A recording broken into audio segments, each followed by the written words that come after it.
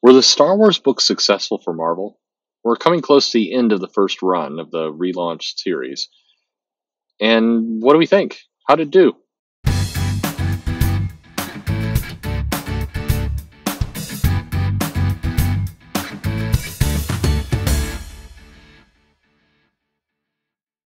Hey there, this is Perch. Talking about Star Wars. So, Star Wars came to Marvel, and with a bunch of big fanfare, we're going to finally, Marvel's going to publish some Star Wars comics again. It's been, oh, 30 years, I think? 80, 90. Yeah, I mean, 30 years at least, maybe longer. The time gets fuzzy for me because I'm old. No, yeah, I don't know. Time goes by. But anyway, Marvel Comics was going to publish Star Wars. They did it. I remember that John Cassidy cover, the real cover, not the one of the 80 variant covers, but the real cover. And we got a cool little Star Wars book.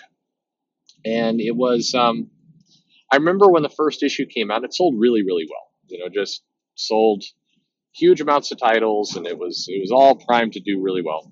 And it stayed that way. Star Wars sold pretty consistently at the top for a good year, I think, before it then started to drop down.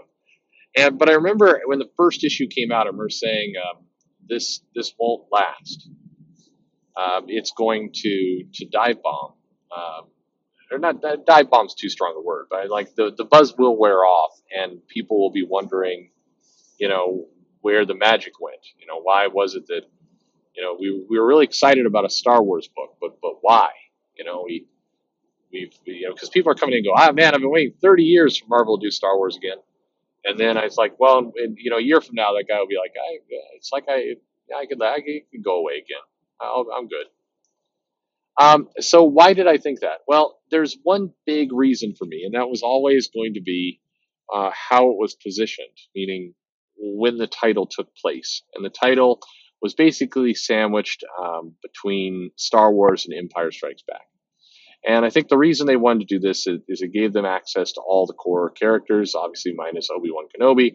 You didn't have Yoda in there yet, but I don't, for whatever reason, I've talked to a lot of creators who are involved in Star Wars books over the last several years, and like nobody wanted to. Yoda's like, I hate Yoda. Nobody wanted to do Yoda. So I mean, okay, great, but you got Han Solo. I mean, if you placed it after Empire, then Han Solo is in carbonite. So then, if you go after Return of the Jedi, then kind of the Empire is destroyed, and so you're in that kind of vague middle part that was still considered to be kind of fertile ground for Disney to want to mine with the movies. There's the mysteries being set up about how the First Order kind of came to power, and what happened between Han and Leia, and kind of all that. And so the comics didn't want to step on any of that mythology. So they kept themselves to the nice, safe, guarded boundary of New Hope and Empire Strikes Back, kind of right in that sweet spot of comics. And that obviously was going to cause problems because no matter what threat they threw at the characters, no matter what situation they put in there, that nothing is really going to disrupt the status quo. None of the people you're seeing in that comic are going to die. Nobody's going to have a crazy relationship or make a new friend. If they do make a new friend, the friend's going to get killed, so you can't get too attached to them. Darth Vader's not going to go anywhere. I mean, just nothing is really going to change. Unfortunately, the moment from the end of Star Wars, which was, hey, we rebels got a little victory, to the start of Empire Strikes Back of like, oh, the rebels are still running from the Empire who's chasing them down. There's not a lot of ground to cover that won't seem kind of repetitive or not meaningful. And sure enough, that's kind of how it played out. I mean, we got Star Wars, we got Darth Vader, we got the Karen Gillian spinoff, Dr. Aphra. We got those books, and then we've had a bunch of little kind of one shots of characters and other things. We got some different kind of Darth Vader spinoffs. We have a bunch of little books out. But the challenge is that none of them can really move the story forward anywhere. They're all going to be trapped in amber into this kind of fixed time period.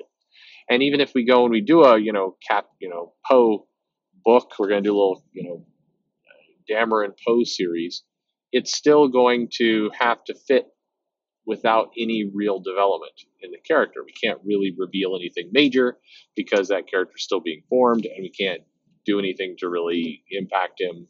I mean, hell, they can't even give him a love interest because we really haven't identified if Poe may be gay. We don't know. Maybe he is. It'd be pretty awkward if you did a story about him falling in love in the comic, and then sure enough, in the new J.J. Abrams book, he's you know making out with Finn. I mean, these things could happen.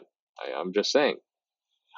So I think that was a challenge with Star Wars. It was set up to be a gallery book and not an impactful book. So one of the things I remember mentioning was, what they really need to do with Star Wars if we want to keep the sales up, is they need to not worry about the writer.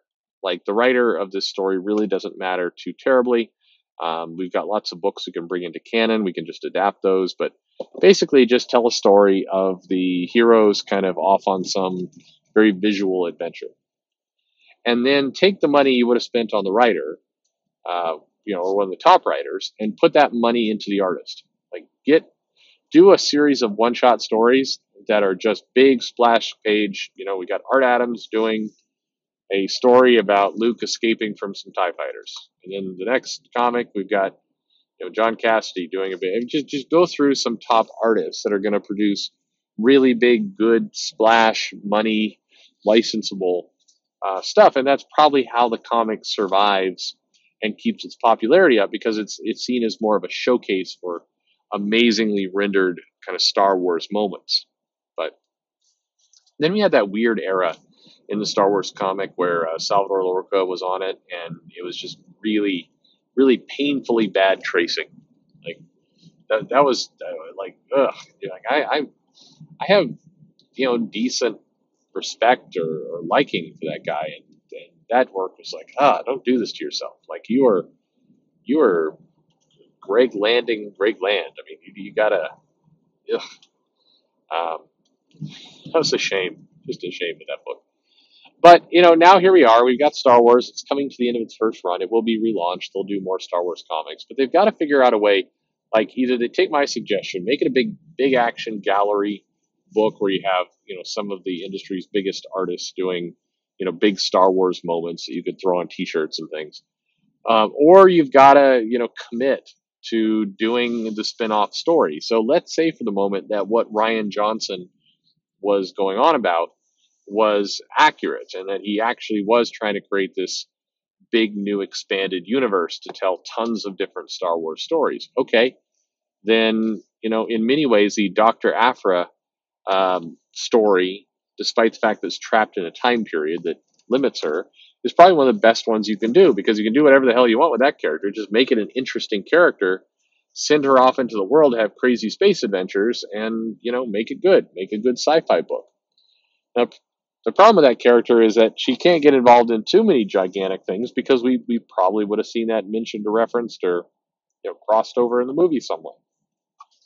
So that's the challenge. I think it's a challenge the prequels had as well. I liked Rogue One personally. A lot of I've heard people have very passionate anti feelings about it, but I thought they did a good job of just very carefully kind of sandwiching itself in before Star Wars. I thought that was pretty well handled.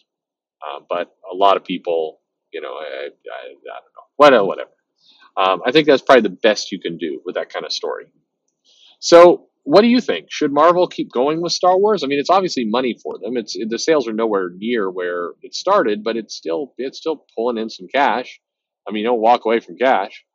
So, what about you? Are you still reading Star Wars? What would you like to see in Star Wars if you are reading it, or are you just happy with the run, or did you drop off like 5 years ago, or whenever, and you'd like to collect it again, but you want a reason? What is that reason? What would you like to see in Star Wars? Leave me a note below. Leave a comment. Let me know what you think about Star Wars the book. What you think it would take to be successful again. Who are the creative teams you would be all for? Is it writers? Is it artists? Is it both? Like, subscribe, hit the bell for notification. Tell a friend. Recommend. That's always, I appreciate those recommendations. I don't. This video will probably air after I pass this milestone, but I'm so close to 1,000, which will mean nothing. But it's a moment for me. So appreciate telling a friend. Make those recommendations. It's awesome. Thanks for listening. Appreciate that you're here.